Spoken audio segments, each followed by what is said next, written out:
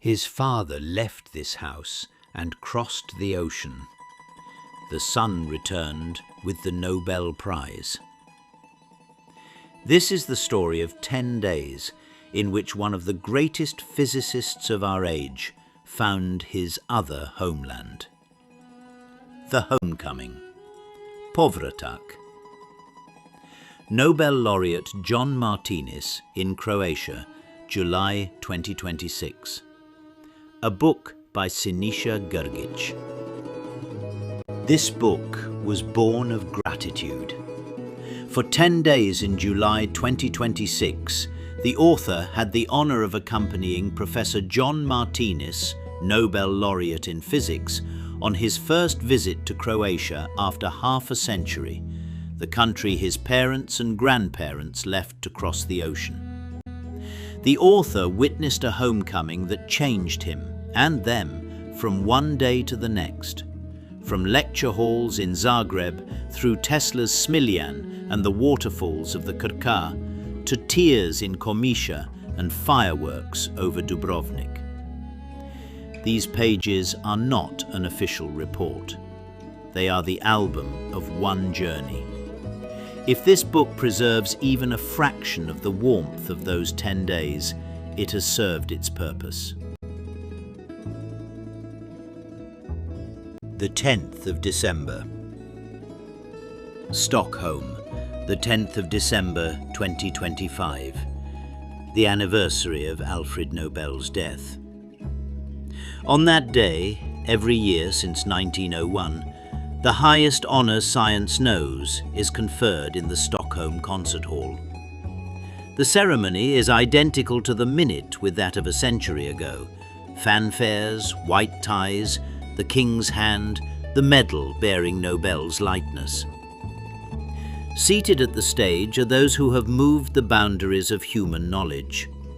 That evening, John M. Martinis is among them, crowned for discoveries that opened the door to quantum computers. Of the world's thousands of physicists, history records 3 names that year.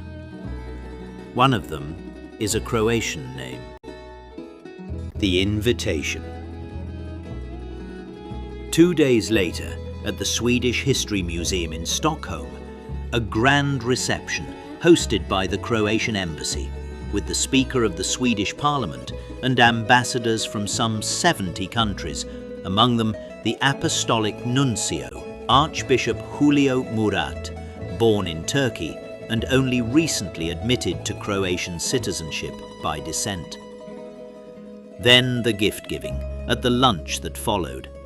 A replica of the Baška tablet, the oldest Croatian written monument, and an invitation to the Nobel laureate to visit the homeland of his parents.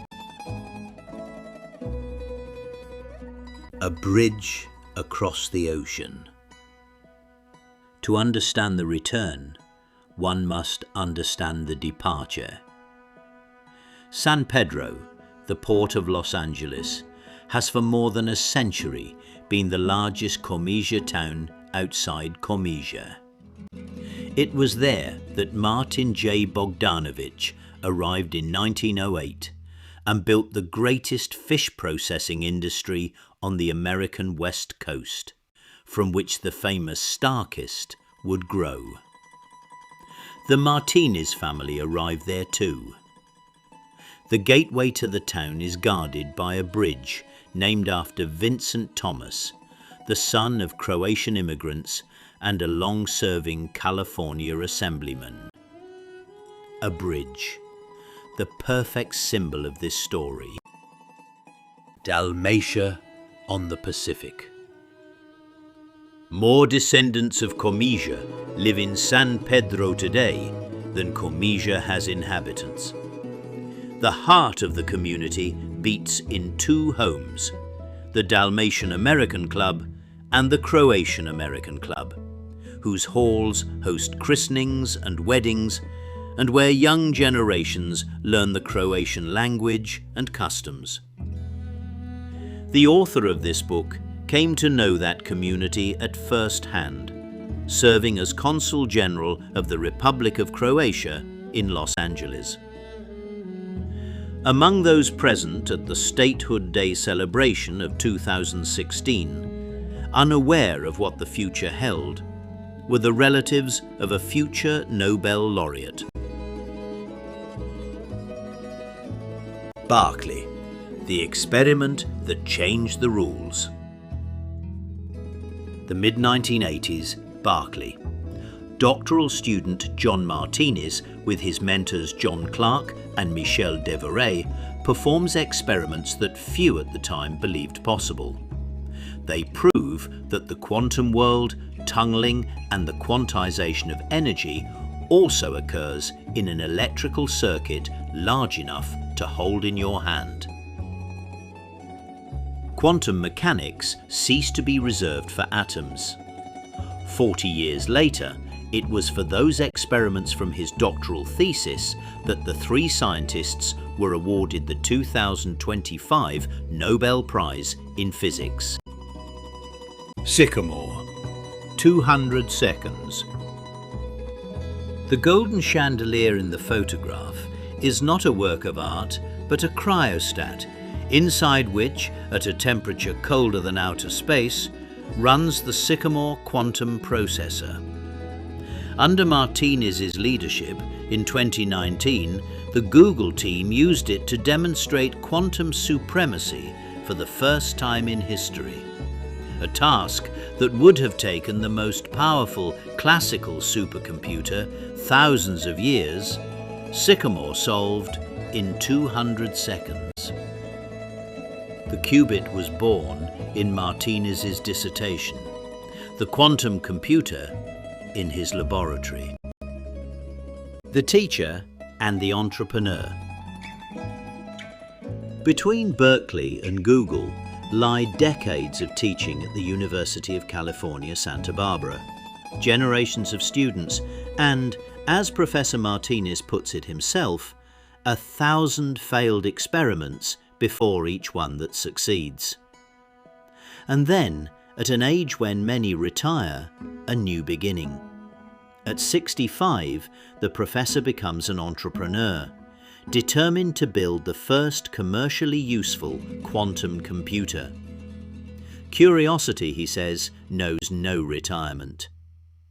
His fisherman grandfathers would have understood.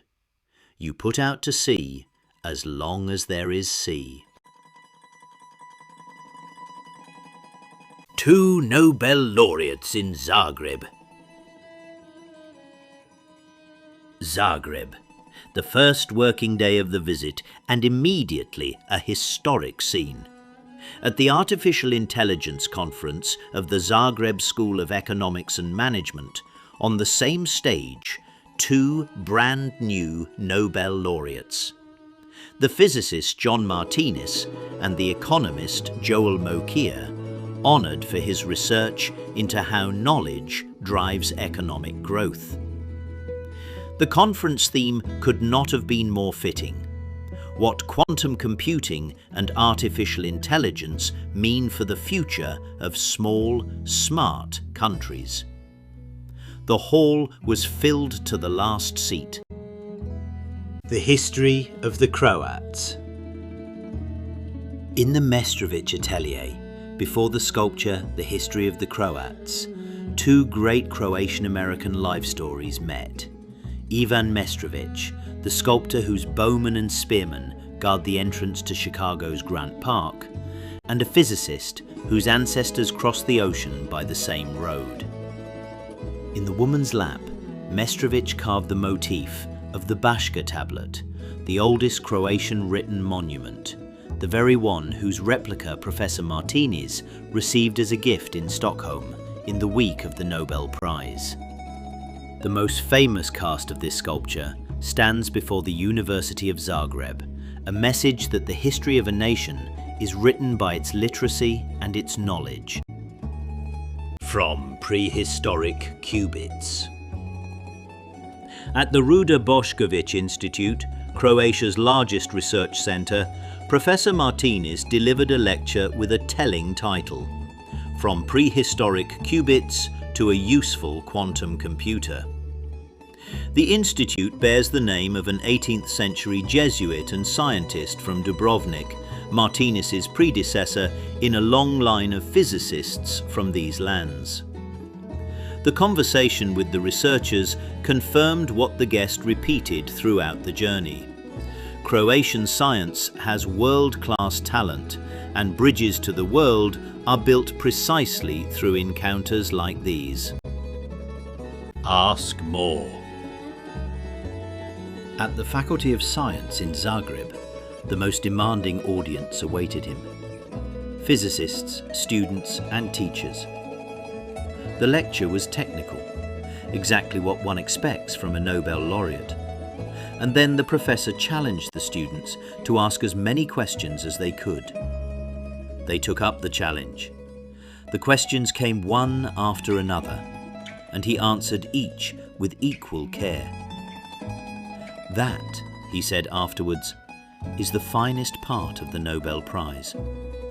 The chance to pass on to the young what his father passed on to him in a garage in San Pedro. That everything begins with a question. Banski Dvori, the Croatian government's headquarters. At Banski Dvori, Professor Martinis and Mrs. Martinis were received by Prime Minister Andrej Plenković and the Minister of Science, Education and Youth, Radovan Fuchs. The conversation turned on quantum technologies, investment in young researchers, and connecting Croatian science with the world. The message of the meeting was clear.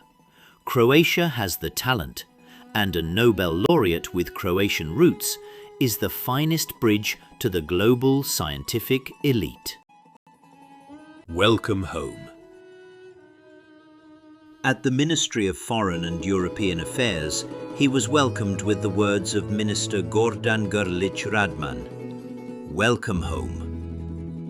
Organized by the Ministry and the Croatian Diplomatic Club, which had earlier made him an honorary member, the professor delivered the lecture From Komiža to the Quantum Age, speaking of his father from Komiža, his mother from Tribunj, and of himself as a science ambassador whose foremost task today is promoting science among the young.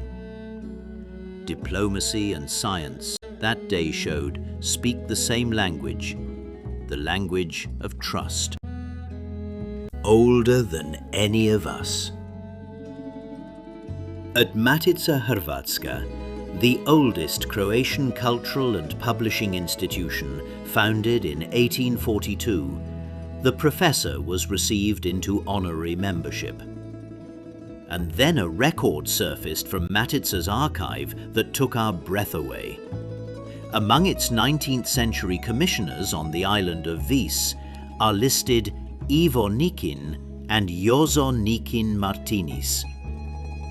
As the new honorary member signed his membership charter, he was signing it, it turned out, as a successor. The ties between the Martinis family and Croatian culture are older than any of us. Carved to last. In the Zagreb studio of the sculptor Ivan Kujundžić, a bust of John Martinis is taking shape. The sculptor, who welcomed his guest together with his 3 sons, made the first sketch on the very first day of the visit. The finished work will one day stand in Komiža, in a public place facing the sea. Science passes through revolutions. Boats trade sails for engines, but stone and bronze remain. A meeting of art and science, carved in lasting material, for generations yet to come. The birthhouse of Nikola Tesla. On the road south, a stop that was a pilgrimage. Smiljan, the birthhouse of Nikola Tesla, today a memorial center. The creator of the quantum processor in the home of the creator of alternating current. A century and a half separates the two geniuses. The same spark of curiosity joins them. The guests were welcomed by the Liča-Senj County Governor Ernest Petri and his associates, and the professor toured the center the only way he knows how, question by question. From Smiljan to Silicon Valley, the road is the same. Pure poetry. The cruise along the river Krka was, in the professor's words, pure poetry. Untouched nature, waterfalls, a silence broken by nothing but water. Jean and John surrendered to it completely. Hosted with warmth by the National Parks director, Nela Slavica, the guests saw here what Croatia possesses that can be neither built nor bought. A landscape older than any technology and lovelier than any laboratory. The City of Light, the Mother's City. Šibenik was the first city in the world whose streets shone with light from a hydroelectric plant, before Vienna, Paris, or New York. For Professor Martinis, the fact carries a deeper meaning. This is his mother's city. She was born into the Jabuka family of Tribunj, half an hour from Šibenik. In America, the surname was translated, and Jabuka became apple. A small, almost playful detail, and yet the whole history of emigration is in it. A new name, a new language, the same root. The physicist in him and the Croatian son in him were equally moved that day. Doctor honoris causa. The University of Split conferred on John Martinis the title of Doctor of Science honoris causa. Rector Dragan Lutic noted with pride that for the first time in history, the Nobel Prize had gone to a Dalmatian, and to one from Vis at that. A hall filled to the last seat, students asking everything, from how a quantum computer works to how one becomes a Nobel laureate. The answer was simple: curiosity, persistence, and the readiness for 1,000 failed experiments before the one that succeeds. Living stone. After the lecture, a walk through Diocletian's palace, stone 1,700 years old that still lives today, with cafes in the imperial cellars and children running across the peristyle. The professor, a man who builds the machines of the future, paused before that lesson in permanence. A Roman emperor built the palace for his retirement. Split turned it into a city. Few places in the world prove so convincingly that past and future are not opposites, but neighbors. The welcome. Almost the whole town poured into the Komiža House of Culture that evening. The people of Komiža gave their Nobel laureate a rich program of music and art, and a welcome that moved the professor to tears. And from the hands of Mayor Ivica Vitaljic, he received the charter of honorary citizen of Komiža. The hall itself is part of the story. Architect Ivan Vitic's House of Culture of 1961, a classic of Croatian modern architecture, seemed to have waited half a century for precisely such an evening. Then came the most Komižan part of all, photographs and long discussions about who is related to whom.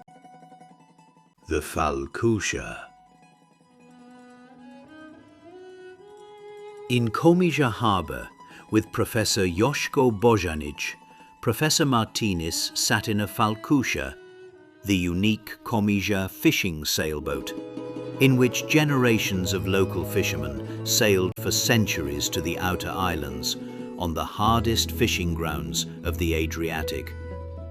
His ancestors fed their families in boats exactly like this one, and they carried the skill across the ocean to the Pacific and the tuna fleets of California.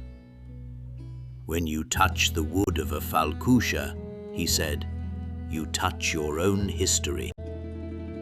The Blue Cave. On the islet of Bishevo, off Komiža, the sea performs its most famous show. In the Blue Cave, sunlight enters through an underwater opening and floods the whole cavern with an unreal blue, as if light had turned into substance.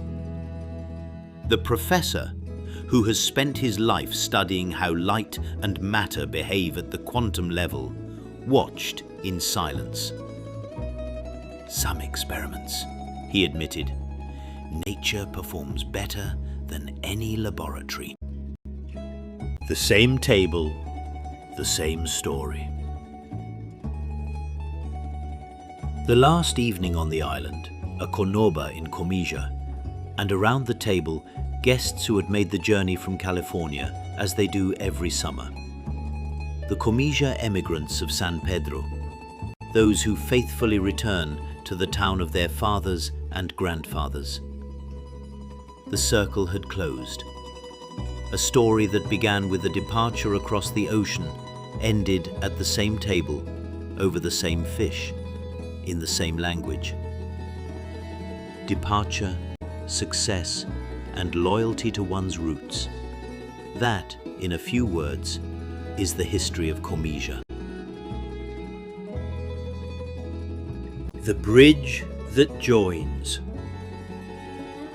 The road from Split to Dubrovnik led across the Pelješac Bridge, Croatia's greatest infrastructure achievement of the new era. 2.5 kilometers of steel and concrete over the Bay of Mali Ston have joined the Croatian south to the rest of the country. The engineer in the Nobel Laureate was delighted, and the symbolism escaped no one. This whole journey has been a building of bridges between homeland and diaspora, between science and the public, between what we are and what we can become. Beneath the walls. Dubrovnik is best seen for the first time from the sea. On the eve of the festival's opening, the ship Krka, a replica of the merchant sailing vessels in which the Republic of Ragusa sailed the world's seas for centuries, carried the guests beneath the city walls. On the foredeck, the world-renowned duo Hojsak and Novosel wove tradition and new sounds together, giving the voyage its soundtrack. From the deck stretched a view not to be forgotten: stone, sea, and sunset over a city that chose liberty for its symbol. The 77th Festival. The opening of the Dubrovnik Summer Festival is one of the most important cultural events in Croatia, and everyone is there: officials, artists, academics. At the ceremonial reception in the Renaissance Sponza Palace just before the opening, Professor Martinis found himself among the rectors of Croatian universities, several of whom had hosted him only days earlier. Few places connect people as naturally as Sponza on that evening. Then, at 9, before the Church of St. Blaise, the 77th Festival was opened, unbroken since 1950. The Libertas flag rose and fireworks lit the city. Carmina Burana, before St. Blaise. One of the summits of the Dubrovnik evenings, Karl Orff's Carmina Burana, conducted by the Croatian conductor Ivan Repuzic, with full orchestra and choir before the Church of St. Blaise. That night, Repuzic was bidding farewell to the Munich Radio Orchestra, which he had led for 9 years, and for an encore, he gave the audience and his own country music from Jakov Gotovac's Ero the Joker. When the last bar faded, the applause would not stop. Nor did the Nobel Laureate hide his delight. An old republic and a young nation. The final days of the journey, we surrendered to Dubrovnik. No schedule, no cameras, walks along Stradun and coffee on stone steps. And the city had stories to tell its guest. The Republic of Ragusa, a maritime power that carried liberty in its name and on its flag, was among the first in the world to recognize the young American nation, and concluded with it its first trade treaty, worth more in that age than any recognition. For a Croatian-American Nobel laureate, it is hard to imagine a more fitting place to end the journey. A city that believed in freedom, knowledge and trade before those ideas became modern.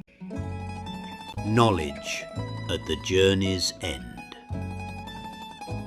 Even the unscheduled days did not pass without science. In front of the University of Dubrovnik, the guests were welcomed by the rector. The meeting closed the academic circle of the journey, from Zagreb and Split to Croatia's southernmost university, heir to Dubrovnik's long tradition of maritime and trading education, which for centuries produced the Republic's captains, diplomats and scholars. The message was the same as at every station along the way. The doors of Croatian universities are always open to Professor Martinis, and his call to the young holds here in the south as well. Ask more. A birthday gift. The 13th of July, the professor's birthday. That day he flew from Dubrovnik to Zagreb for a few hours, where the President of the Republic, Zoran Milanovic, presented him with the Grand Order of King Dmitar Zvonimir, with sash and morning star, for his contribution to science and to the promotion of Croatia in the world. The Nobel Prize is recognition from one's profession, Professor Martinis said afterwards.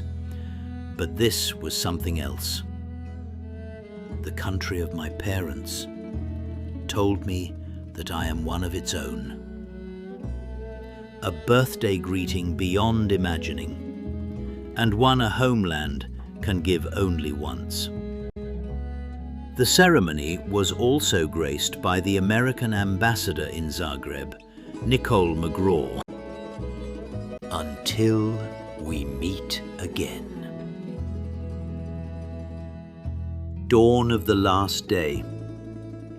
The city still sleeps. The sea is calm. In 2 hours, a flight from Dubrovnik carries Professor Martinis and his wife Jean back into the world. 10 days, 4 cities, 1 island, 1,000 questions. On Serge, Jean and John had agreed on one thing. 10 days are nowhere near enough for Croatia. So this is not goodbye. We will be back, they said. And Croatia knows how to wait.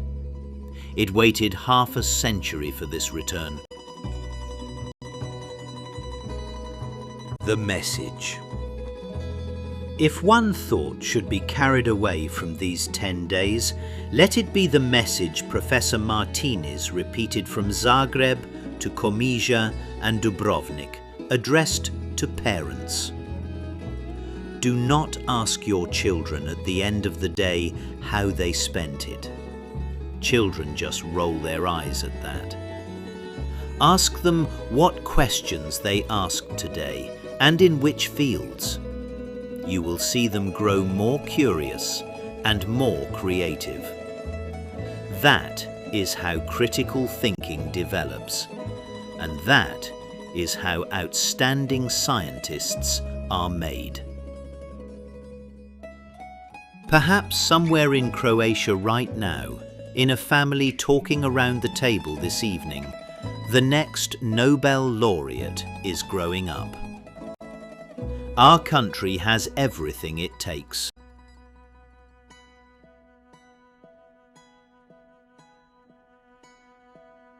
Acknowledgements. The visit of Professor Martinis to Croatia was organized by the Ministry of Foreign and European Affairs of the Republic of Croatia, led by Minister Gordan Grlić Radman, and co-organized by the Ministry of Science, Education and Youth, led by Minister Radovan Fuchs. Particular gratitude belongs to the physics professor Miroslav Dorosic and academician Emilio Marin, who helped shape the program and took part in bringing it to life. To the sponsors who recognized the importance of this event: Croatia Airlines, the Hilton Imperial Dubrovnik, the Zagreb School of Economics and Management, Davorin Štetner, Petar Šimić and Bruce Grant. And to hosts across Croatia: the director of Krka National Park, Nela Slavica, the Lika-Sen County Governor, Ernest Petri, the rector of the University of Split, Dragan Jutic, the mayor of Dubrovnik, Mato Frankovic, the mayor of Komiža, Ivica Vitalic, and all the people of Komiža who gave their Nobel laureate a welcome to remember. And above all, to John and Jean Martinis. For 10 days, none of us will ever forget. Thank you for watching and for being part of this story.